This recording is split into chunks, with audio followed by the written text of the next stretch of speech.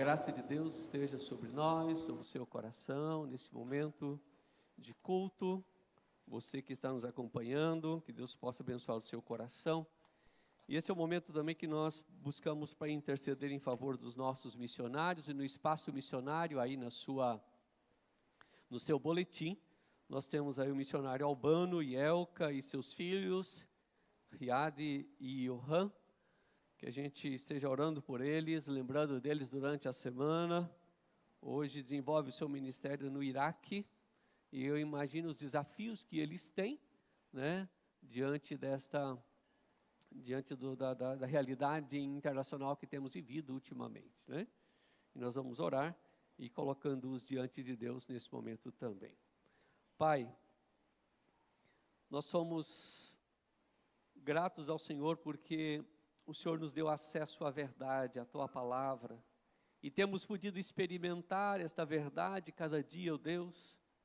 Fomos alcançados por ela e desejamos servir ao Senhor a partir desta verdade. E, ó Deus, é confiados nesta verdade também que o Senhor tem chamado irmãos para que anuncie essa verdade a outros povos e seja instrumento de bênção ali também. Assim como o Senhor tem nos chamado, ó Deus, para sermos a retaguarda, aqueles que seguram as cordas, o Senhor tem te chamado aqueles que descem ao poço, aqueles que vão à frente, aqueles, ó Deus, que têm colocado a sua vida à disposição para trabalhos tão longínquos. E de forma particular nós pedimos, ó Deus, ser com teu servo, o nosso irmão Albano e sua família. Cuida desses irmãos, ó Deus, fortalece a sua fé, renova, ó Deus, as suas forças físicas também, ó Deus. Sabemos das lutas que eles têm tido também, quanto à saúde física, a família, ó Deus, nós oramos por eles e pedimos que a Tua graça possa sustentá-los, que na Tua infinita misericórdia, ó Deus, cada manhã, o Senhor assim possa renovar o Teu favor para com essa família, fazendo frutífero o seu trabalho, e assim, ó Deus, a glória do Senhor seja manifestada naquele lugar, onde de fato, ó Deus, o Senhor tem lhes dado o privilégio de servir. Ó Deus, eu peço também nesse momento, Pai, conosco aqui nesta casa, ou aqueles que nos acompanham pelas mídias também, ó Deus, traga ao coração de cada um a verdade da Tua palavra, edifica-nos nesta noite, torna-nos, ó Deus, cada vez mais conscientes, ó Deus, daquilo que é a verdade da Tua palavra, em detrimento, ó Deus, daquilo que o inimigo tem manifestado e tem mostrado aos homens a fim de enganá-los. Nós oramos, pedimos a Tua graça, e eu peço a Deus dar-me uma palavra fácil, clara, para expor a verdade do Senhor nesse instante, em nome de Jesus. Amém, Senhor Deus. Amém. Meus irmãos, estamos aí na nossa série, uma série, como o pastor Vinícius disse no último domingo, né? O título nos assusta, né? Evangelho segundo Satanás. Esse é a série que estamos estudando. Espero que você esteja sendo edificado com essa série. Nós também, eu particularmente, tenho sido muito edificado nesses textos e, portanto, que Deus possa trazer ao nosso coração essas verdades a fim de que nós confrontemos quantas vezes aqueles que estão ao nosso redor com o verdadeiro Evangelho. Vamos abrir a Escritura, então, em dois textos. Um deles é Jó, capítulo 3, onde leremos os 10 primeiros versos do livro de Jó. Livro de Jó, capítulo 3. Leremos então, nós vamos ler apenas os 10 primeiros versos deste texto e depois abriremos o texto de Jeremias, tá? E eu deixo depois tempo para que você possa encontrar, caso você já queira deixar aí mais ou menos já aberto desse texto, Jeremias capítulo 17.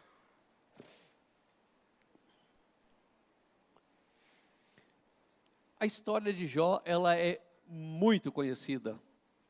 Dificilmente você converse com alguém, independentemente se ele seja evangélico ou não, ele tem alguma noção do livro de Jó, da história de Jó, daquilo que ele já ouviu a respeito, ou daquilo que ele já leu a respeito também. Leremos então os 10 primeiros versos e eu quero convidá-lo a ler comigo esses 10 versos. Leiamos. Depois disto, passou Jó a falar e amaldiçoou o seu dia natalício. Disse Jó: pereça o dia em que nasci e a noite em que se disse, foi concebido um homem. Converta-se aquele dia em trevas, e Deus, lá de cima, não tenha cuidado dele, nem resplandeça sobre ele a luz. Reclamem-no as trevas e a sombra de morte, habitem sobre ele nuvens, espantem-o tudo o que pode enegrecer o dia. Aquela noite que dela se apoderam densas trevas, não se regozije ela entre os dias do ano, não entre as contas dos meses. Seja estéril aquela noite, e dela sejam banidos os sons de júbilo. Amaldiçoem-na aqueles que sabem amaldiçoar o dia e sabem excitar o monstro marinho. Escureçam-se as trevas do crepúsculo matutino dessa noite, que ela espere a luz e a luz não venha, que não veja as pálpebras dos olhos da alva, pois não fechou as portas do ventre da minha mãe, nem escondeu dos meus olhos o sofrimento. Até o versículo 10.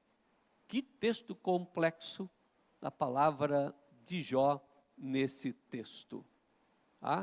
Eu queria só lembrar, antes de ler o texto de Jeremias, que Jó é o livro de Jó nos fala desta soberania de Deus, mas fala da graça de Deus manifestada em meio aos sofrimentos. Agora vamos lá, Jeremias 17, versículos 9 e o versículo 10. Jeremias 17, versos 9 e versículo 10 também. Leiamos. Enganoso é o coração mais do que todas as coisas, desesperadamente corrupto. Quem o conhecerá? Eu, o Senhor, esquadrinho o coração, eu provo os pensamentos, e isto para dar a cada um segundo o seu proceder, segundo o fruto das suas ações. Amém, amém. Talvez você tenha já ouvido à medida que você compartilha com alguém, algo que você esteja passando, algumas interrogações, alguém diga para você assim: siga o seu coração. Você já ouviu isso? Siga o seu coração. Tem uma outra frase que é muito usada também: não deixe que o mundo silencie os sussurros do seu coração. Com o mesmo propósito. Meus irmãos, a natureza das nossas emoções, ela é muito complexa, extremamente complexa. Ainda que a gente entenda os seus indicadores extremamente valiosos que estão dentro do nosso ser.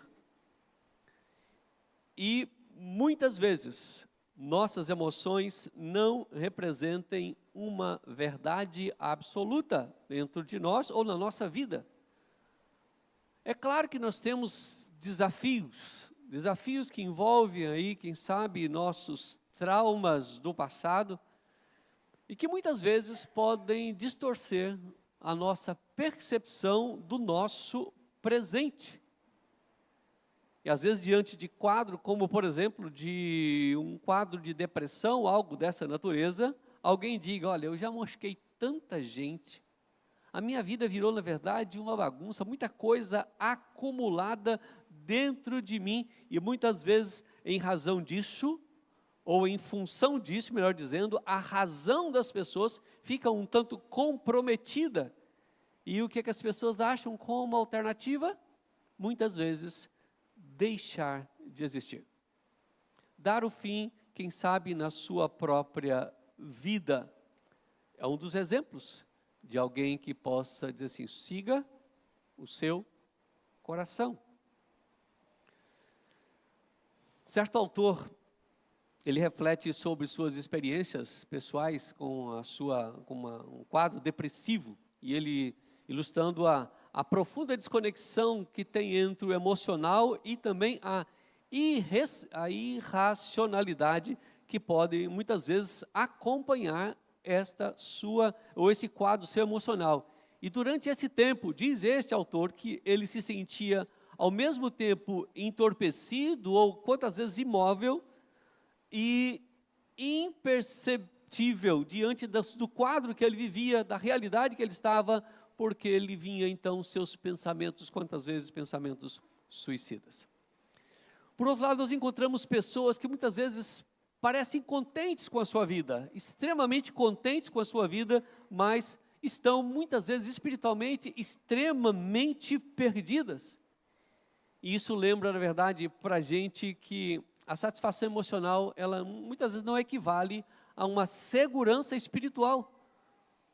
E outros muitas vezes podem se sentir desesperados e mesmo assim se sentirem extremamente seguros por causa do amor daquele que nos criou e sustenta de fato a nossa vida. Então, com base tanto naquilo que o livro de Jó nos traz, falando da soberania e da graça, quanto ao sofrimento que Deus permite aos seus filhos, e Jeremias contrastando uma falsa com a verdadeira fé, onde ele mostra então que a observância das sagradas escrituras pode nos fazer desfrutar das bênçãos que Deus tem para nós.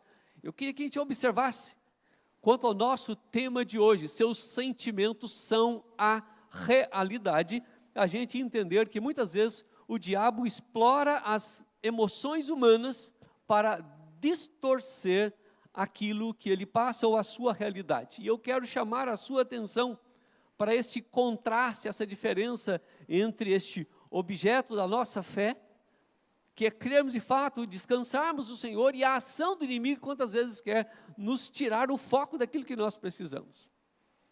E dentro do nosso tema é a quarta mentira de Satanás, do evangelho de Satanás, que seus sentimentos são a realidade. Eu quero chamar a atenção para aquele artigo definido que nós temos ali. Seus sentimentos são a realidade, e não uma realidade. São a realidade. Por isso, quantas vezes, siga o seu coração. Não diga não ao seu coração. Esta é a realidade a qual você precisa dar a sua preciosa atenção. Vejamos algumas considerações então que eu quero trazer aqui a partir desses textos, para nós contrastarmos aquilo que o inimigo tem tentado quantas vezes destruir na vida daqueles que servem ao Senhor Jesus, e não só desses, mas quantas vezes de pessoas extremamente vulneráveis que ainda não foram alcançadas pela graça de Deus e são reféns desta teologia diabólica de Satanás. Siga o seu coração. Primeira coisa que eu quero observar aqui com os irmãos, e se você pode deixar a sua Bíblia aberta lá no livro de Jó, é observar primeiro que sentimentos é algo mais que sentimentos. Sentimentos é algo mais que, na verdade, sentimentos. E você vai encontrar no livro de Jó, à medida que você for ler e ler o livro de Jó, você vai perceber que Jó, ele vive uma realidade que é muito mais do que apenas sentimentos, mas fatos reais que Jó enfrenta na sua vida e não são coisas produzidas pela sua própria mente. Algumas pessoas dizem que os fatos, eles não se importam com os sentimentos.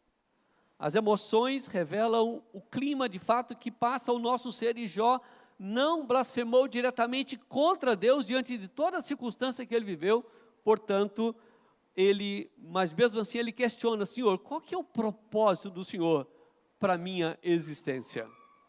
De repente ele fala assim: mas por que Jó chegou a esse ponto? Mas eu te pergunto, nós já experimentamos o que Jó experimentou? Pelo menos uma 10ª parte daquilo que Jó experimentou? Meus irmãos, as emoções, elas nos dizem coisas muito importantes a respeito de nós. Mas eu e você precisamos saber como lidar, como proceder, como perseverar a fim de que nós não caiamos nessas estratégias. Mas é bom lembrar que sentimentos são algo muito mais do que apenas sentimentos. Nós precisamos lembrar que Deus nos fez seres que também são emocionais, nós temos emoção. O Criador programou-nos, planejou-nos, criou-nos assim, para que nós pudéssemos ter a capacidade de sentir. Ele nos fez a sua imagem conforme a sua semelhança. E veremos aqui que Deus também tem emoções e Ele nos criou com emoções. O autor que temos acompanhado como inspiração, inclusive, para a nossa série, Jared Wilson, ele diz: mas começando com a queda do homem, nossos circuitos se cruzaram. A solução, no entanto, não é desconsiderar o funcionamento interno de nós mesmos, mas resolvê-lo e gerenciá-lo de acordo com a sabedoria de Deus e de acordo com a realidade que nós vivemos. Mesmo não sendo fatos presentes na nossa vida nesse instante, isso pode realmente levar alguém a reviver esses dias e muitas vezes sofrendo tremendamente, fazendo escolhas erradas diante desse quadro que muitas vezes pode estar enfrentando. E qual é o grande desafio que nós temos? Qual é o grande desafio? Aprender a não ser governado pelos nossos sentimentos. Eu preciso aprender a não ser governado pelos meus sentimentos. Só porque eu sinto, então siga o seu coração. Ou siga as suas emoções. Siga aquilo que passa lá dentro. Meus irmãos, ignorar, de fato, os sentimentos também não é a solução. Nós vamos entender que nós somos seres que temos sentimentos. E precisamos lembrar que Deus nos fez assim. Mas é também lembrar que o Senhor se interessa, Ele se importa, Ele se implica com os nossos sentimentos e Ele vem ao nosso encontro. Então precisamos mais uma vez lembrar, os sentimentos não definem a realidade última na nossa vida. Os sentimentos não definem a realidade última na nossa vida. Uma pessoa guiada pelo Espírito Santo de Deus, ela não é desprovida de emoções, mas também ela não deve ser controlada pelas suas emoções. Como eu já disse, eu não posso ignorar os sentimentos, mas eu preciso contemplar os sentimentos, trazendo-os, na verdade, à luz da nossa realidade espiritual. O que é que o Senhor fala a respeito disso e como eu devo reagir a esses sentimentos que eu estou sentindo? Desculpa aqui a redundância, né? Jó, ele expressa a sua depressão nesse capítulo 3, quando você olha como é que Jó amaldiçoa o dia natalício. Por que que naquele dia teve festa? Por que que mataram aquela galinha gorda para comer o pirão? Por que que fizeram festa? Chamaram os amigos para isso. Isso reflete tudo aquilo que passava no coração de Jó. Ele era gente como eu e como você.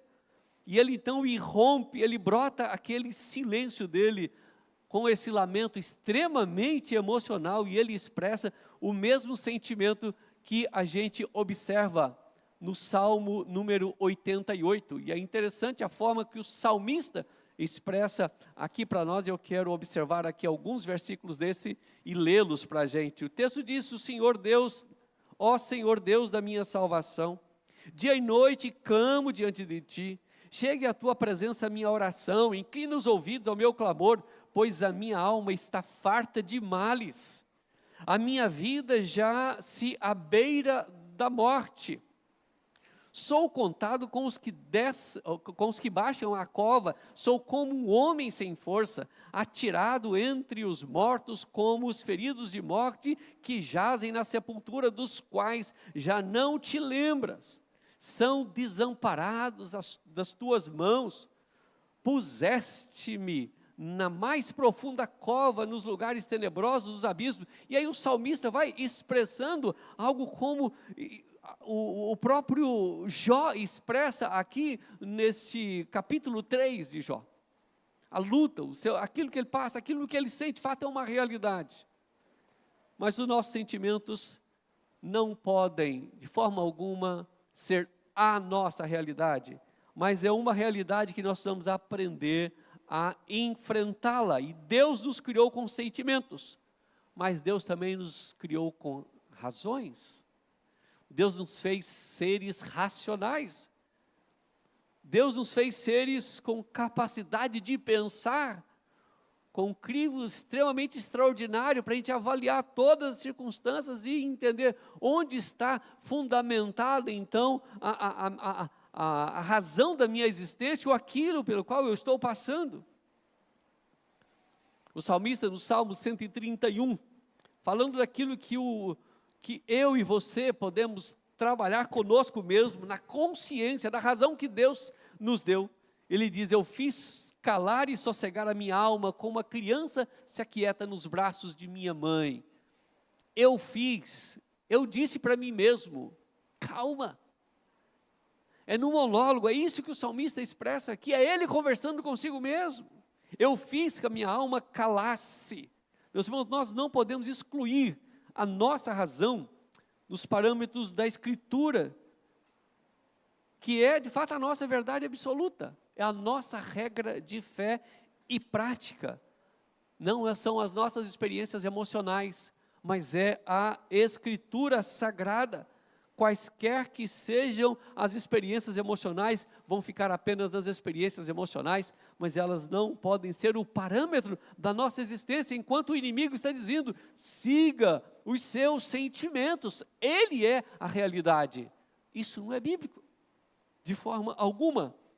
Quando Jesus morreu, os seus discípulos ficaram extremamente tristes, porque haviam acompanhado, e um dos seus discípulos, Tomé, olha para todo aquele quadro. Quando ele ouve a respeito da ressurreição de Cristo, ele falou assim: não acredito, eu preciso primeiramente, eu tenho que tocar, eu tenho que ver e eu tenho que tocar. E a palavra de Deus nos diz que o Senhor Jesus Cristo então traz para si isso, e então aborda a Tomé e diz: Tomé, vem cá, eu quero cuidar dos seus sentimentos, eu quero acomodar isso aí no seu coração. Ele diz: vem cá, põe a sua mão aqui. Olha aqui a minha mão, e põe a sua mão aqui do meu lado para você perceber o que eu passei. E Jesus então trabalha, acomoda o sentimento de Tomé e traz de volta para que ele pudesse não ser tão mal visto pelo seu grupo de apóstolos como aquele que era descrente. Tomé não podia ser levado pelos seus sentimentos para crer, mas ele precisava crer para que de fato seus sentimentos fossem reais em relação ao Senhor Jesus Cristo. Meus irmãos, cada um de nós precisa lembrar que os sentimentos são muito mais do que sentimentos. Envolvem realidades, mas eles não podem dominar a nossa vida, eles não podem ser a diretriz da nossa caminhada, a diretriz última da nossa caminhada. Não estou dizendo que você não possa sentir algo que isso te ajude a avaliar N circunstâncias, mas elas não podem ser o determinante para as decisões da nossa vida.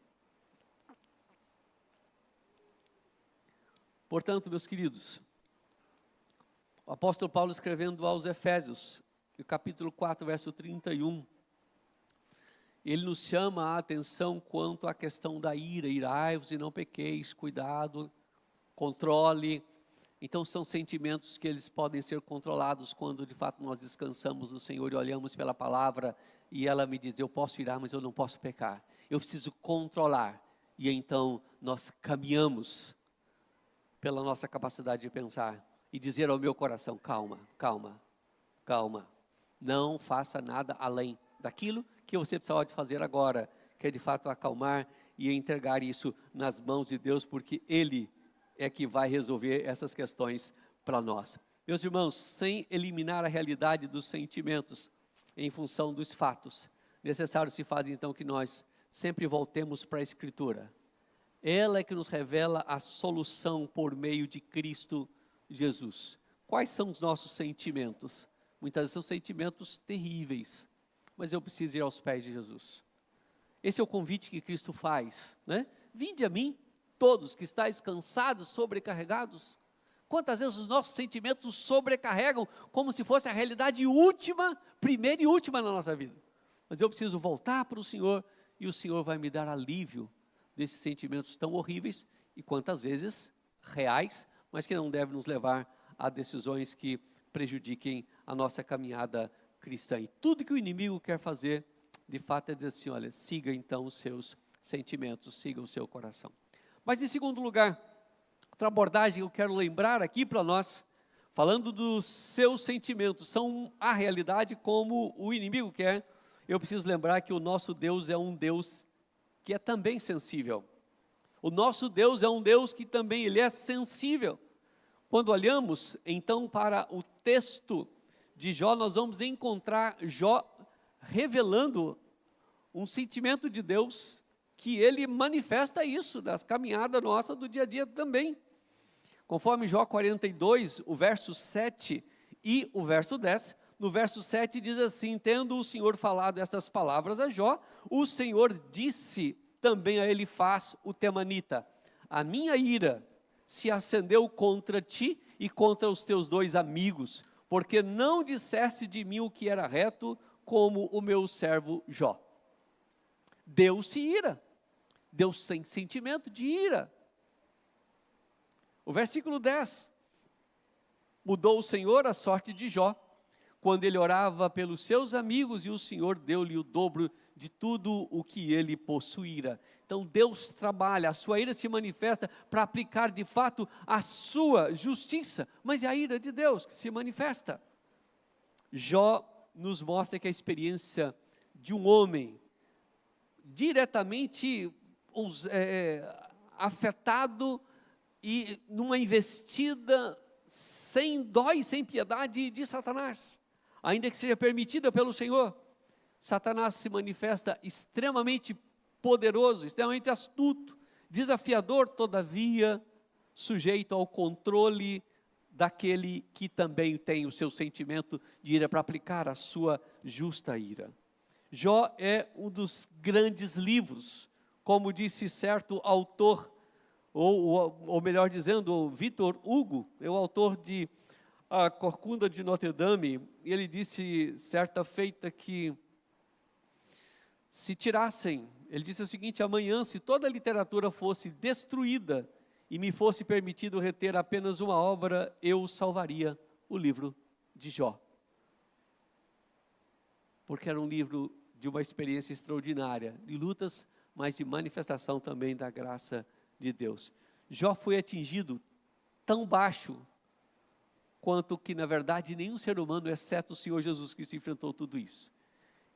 Eu creio que ele tenha, na verdade, eu creio que ele já preocupado com os seus amigos, Jó sofre tudo isso, mas ele em momento algum, ele sabendo que os seus amigos não poderiam livrá-lo, mas que Deus poderia, de fato, ao seu encontro e o faria, como o fez. Tudo que restou foi, na verdade, a vida miserável de Jó, mas ele pôde descansar, apesar de toda a luta dele, ele descansar de que tinha um Deus, e ele manifesta um Deus que era sensível ao seu sofrimento. E é por isso que ele depois vai dizer, eu sei que o meu Redentor vive e por fim se levantará sobre a terra. Eu sei disso. Apesar de ele dizer, eu amaldiçoo o dia do meu nascimento, para mim esse dia deveria ser esquecido. O sofrimento de Jó era realmente extremamente intenso. Mas o livro vai nos manifestando que ele descansa na soberania de Deus. Meus irmãos, os sentimentos não podem ser a realidade. Os sentimentos que passamos não podem definir tudo a respeito de nós e nem das decisões que precisamos tomar. Mas precisamos lembrar, assim como naquele instante que a mulher de Jó se volta para ele e diz, olha, abandona esse teu Deus e morre. Jó se volta e diz, olha, se Deus nos dá o bem, por que eu não posso aceitar dele o mal que ele envia também? Se Deus tem nos dado as benesses, por que eu não posso aceitar os males que Ele também deixa sobre a nossa vida? E com isso Jó está dizendo, se Deus é soberano e não me dar apenas o que é bom, mas também trazer aquilo que pode trabalhar a minha fé, a minha caminhada cristã e me fazer um homem que possa confiar mais no Senhor. Sabe, meus irmãos, quantas vezes o que o inimigo traz para o nosso coração, da realidade que sentimos, muitas vezes é que nós vamos envelhecer, que nós vamos definhar e que então nós vamos morrer. E aí como se a nossa vida acabasse. E eu preciso lembrar que o Deus, que é um Deus também sensível, Ele se volta para o nosso sofrimento e mesmo que envelheçamos, que definhamos e que morramos, a graça de Deus se manifesta na eternidade, portanto nos conduzindo para estar com Ele sempre. É por isso que quando nós olhamos para a Escritura, como por exemplo em Mateus capítulo 28, versículo 20, quando os discípulos estavam com seus corações, quem sabe ali, triste por aquele momento, ainda que agora o Cristo havia ressuscitado, estava entre eles, mas era um momento então que Cristo ia deixá-los. E Jesus disse, olha, eis que estou convosco todos os dias, pode caminhar, vá servindo, eis que estou com vocês todos os dias até a consumação dos séculos. O autor dos Hebreus não deixou também de expressar isso para o povo hebreu que passava por lutas e dificuldades, e dizendo o Senhor para aquele povo, de maneira alguma te deixarei, nunca jamais te abandonarei. É um Deus que se volta para a nossa necessidade, um Deus que se condói, um Deus que é sensível à nossa realidade, ao nosso pecado. É por isso que Ele veio ao nosso encontro por meio de Jesus. Do contrário, Ele tinha deixado tudo destruir por causa do nosso pecado, mas Ele veio ao nosso encontro por meio de Cristo Jesus. Meus irmãos, e só por meio de Cristo é que Deus de fato manifestou para nós, não ser um Deus indiferente, mas um Deus que se importa com as nossas fraquezas. E Ele manifestou, Ele se revelou plenamente na pessoa de Jesus Cristo, um Jesus que teve compaixão de nós, revelação máxima de Deus. Portanto, Deus também é um Deus de compaixão, é um Deus que se volta para a nossa miséria. Queridos, nosso Deus é um Deus que também se preocupou conosco. Se hoje participamos da ceia do Senhor, é porque tem um Deus que se interessou e se condoeu com o nosso pecado e veio, portanto, ao nosso encontro por meio do seu Filho Jesus Cristo. Mas eu quero, em último lugar, uma terceira abordagem dentro desse texto, olhando N expressões que Jó usa dentro do seu livro, lembrando que Jeremias coloca ali no nosso coração desesperadamente corrupto, que pode nos enganar e nos engana. A gente precisa lembrar que ainda que o inimigo diz, siga o seu coração, seus sentimentos são a realidade, eu preciso lembrar que em meio aos sentimentos há esperança. Em meio aos sentimentos que são reais, há esperança. E é isso que Jó expressa no capítulo 19, versículo 25 e 27. Jó 19, 25 a 27, e eu quero ler esse texto, se você quiser nos acompanhar. E ele diz, porque eu sei que o meu Redentor vive, e por fim se levantará sobre a terra. Depois, revestido este meu corpo da minha pele, em minha carne verei a Deus. Vê-lo-ei por mim mesmo. Os meus olhos o verão, e não outros. De saudade me desfalece o coração dentro de mim. Eu sei que o meu Redentor vive. Eu sei que há esperança, apesar do meu sentimento. Apesar de tudo que eu passei, eu sei que o meu Redentor virá ao meu encontro. O apóstolo Paulo, escrevendo aos Romanos, no capítulo 18, Paulo, ele fala de sofrimentos que nós enfrentamos no nosso dia a dia. E ele afirma, é uma realidade, e não a realidade, é uma realidade.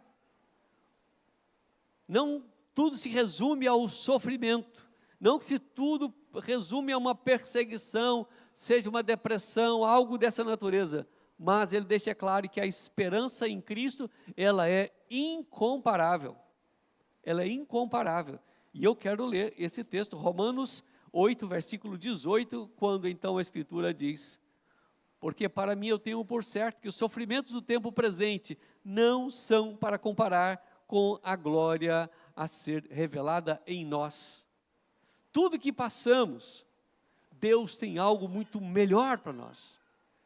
Então, meus irmãos, em meio aos sentimentos, por mais difíceis que sejam, sentimentos reais, que nos conduzem, quantas vezes que nos querem conduzir a decisões, às vezes da destruição da própria vida, ou de decisões que vão nos levar à beira da morte. Portanto, eu preciso lembrar que o Senhor quer conduzir a nossa vida de forma esperançosa naquilo que Ele promete em sua palavra. E a esperança cristã, ela está repleta de promessas para o nosso coração.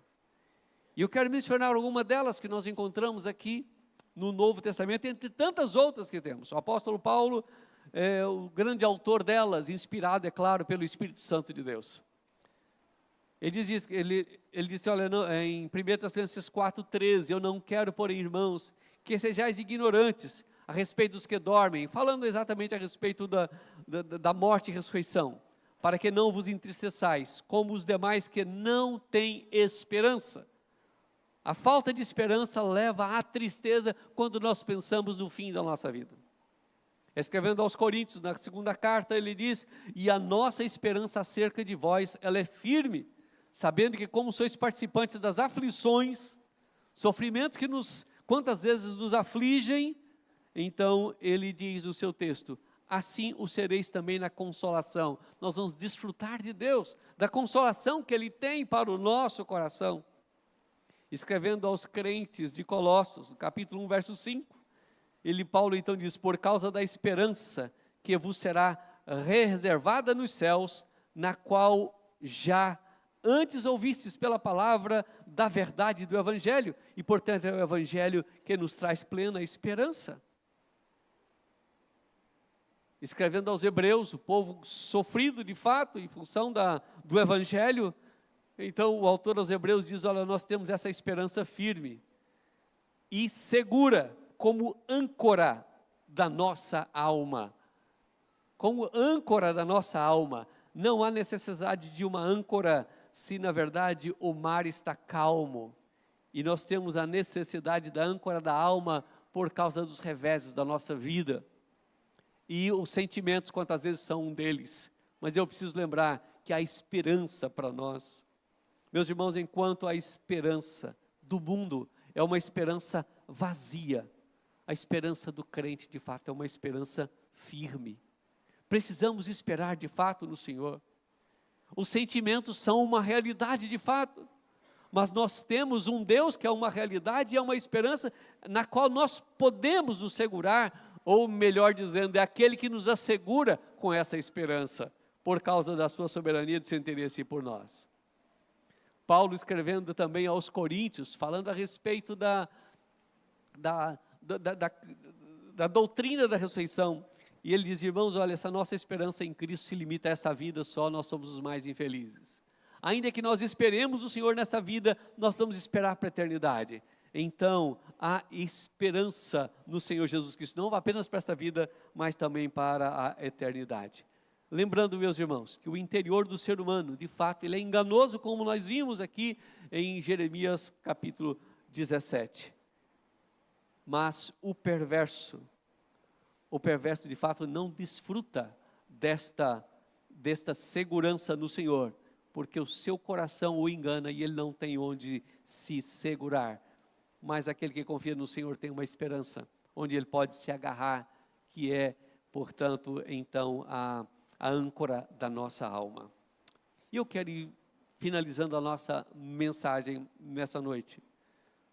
Lembrando, irmãos, que os justos que sofrem sentimentos mais diversos, precisam de fato se humilhar, associando então os seus lamentos, suas afirmações, lembrando que elas têm tudo a ver com a bondade de Deus em cuidar de nós, apesar de sentimentos que Ele permite, para que nós sejamos então trabalhados e possamos amadurecer espiritualmente. A despeito de qualquer sentimento, meus irmãos, que nós tenhamos, que nos traga qualquer sentimento de desespero, eu preciso, conforme Jó experimentou, e lembrar, o meu Deus, Ele é um Deus onipotente, é o Deus todo-poderoso, é o soberano, que Ele controla todas as coisas. Quando nós lemos aqui no livro de Jó, no capítulo 42, o verso 2, quando ele diz assim, bem sei, na experiência de Jó, eu bem sei que tudo podes, e nenhum dos teus planos pode ser frustrado. Eu sei que tudo o Senhor pode, nenhum dos planos do Senhor pode frustrar-se em momento algum. Onde está a solução? Está, portanto, no Senhor, na sua verdade, onde nós possamos balizar, fundamentar a caminhada cristã que nós queremos tanto conduzi-la na presença do Senhor, na palavra. O apóstolo Pedro, escrevendo a sua carta, no capítulo 1, versículo 3, ele diz, bendito seja o Deus e Pai do nosso Senhor Jesus Cristo. Por causa de sua grande misericórdia, Ele nos deu um novo nascimento para uma esperança viva, por meio da ressurreição de Jesus Cristo dentre os mortos. E é esse tipo de esperança, meus irmãos, é que leva Jó a dizer o que ele disse na sua essência, eu sei que o meu Redentor vive. Mas em outra expressão, no capítulo 13, ele disse, ainda que ele me mate, eu esperarei nele. Ainda que Deus me mate, eu esperarei nele, porque a sua vida era além da sua existência aqui, mas ele sabia de uma eternidade que ele tinha com o Senhor. Meus irmãos, quem sabe a minha e a sua palavra poderia ser, aqui sugere certo autor, abro aspas, e ele diz, Senhor, eu não sei o que o Senhor está fazendo, eu não conheço os detalhes da sua providencial orquestração desta cratera fumegante que é a minha vida, mas eu sei disto, quando tudo estiver dito e feito, eu olharei no seu rosto, e verei os seus olhos, e que eu entenda ou não, ou melhor, quer eu entenda ou não, eu o verei, e o Senhor me verá, e tudo ficará bem. Fecha aspas. Senhor, eu sei, tudo que eu passo, mas eu tenho certeza que o Senhor está me aguardando aí. Eu sei que o Senhor está comigo. Não siga o seu coração. Os seus sentimentos não são a realidade, mas refletem uma realidade. Mas que a gente lembre, qualquer que seja o seu sentimento, por mais duro, difícil, saiba que no Senhor há uma esperança. E eu preciso balizar a minha vida, não é nos meus sentimentos, mas é na palavra. Uma palavra que me dá esperança, me dá segurança e me dá certeza. Que assim seja. O Evangelho da graça possa permear o nosso coração cada dia e dizer mais uma vez para o inimigo que ele está totalmente errado. O nosso sentimento é uma realidade, mas não é a realidade última na nossa vida. Que Deus possa abençoá-lo. Descanse no Senhor Jesus, na esperança que Ele tem na sua palavra para nós. Supere os seus sentimentos, por mais difíceis que eles sejam, mas sejam bons, que sejam canalizados para a glória do Senhor, mas sempre solidificados na Escritura, que é a nossa regra de fé e prática. Que Deus nos abençoe grandemente. Amém. Amém. Quero convidá-los a se colocarem em pé nesse instante e eu quero orar com os irmãos.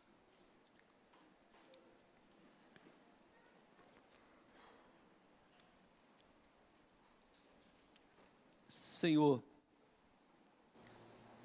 Tu és Deus, Deus soberano,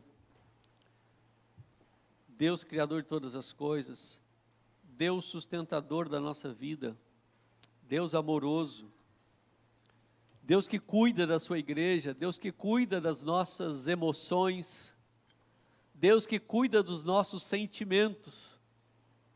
Senhor, não permita, em qualquer área da nossa vida, nós sigamos o nosso coração, por ser um sentimento que brota do nosso coração, sem que o analisemos à base da Tua palavra, com os princípios da Tua verdade, para que possamos, ó Deus, aferir os nossos sentimentos e entender se de fato eles glorificam ao Senhor ou não. Ajuda-nos, ó Deus.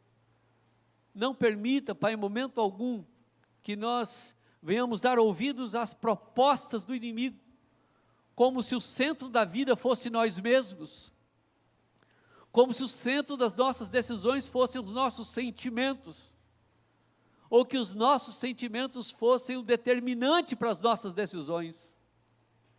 Ajuda-nos, ó Deus, torna, ó Deus, o nosso coração voltado para a verdade da Tua palavra, para que as nossas emoções sejam, de fato, emoções que honrem e glorifiquem o Senhor.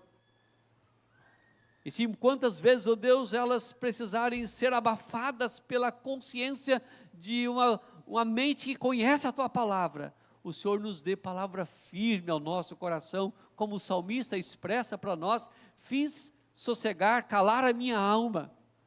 Ó Deus, que o Senhor nos ajude a balizar a nossa vida cristã na Tua palavra, e que o Evangelho de fato tenha poder na nossa vida, e sejamos submissos à Tua vontade, e caminhemos, ó Deus, olhando para Cristo Jesus como a nossa esperança, ainda que os nossos sentimentos sejam mais difíceis, como enfrentou Jó, mas que nós caminhemos seguros de que o nosso Redentor vive, e por fim há de se levantar, Ele há de se levantar, para que possamos encontrar com Ele, e esse Jesus que está vivo nos céus, que há de voltar.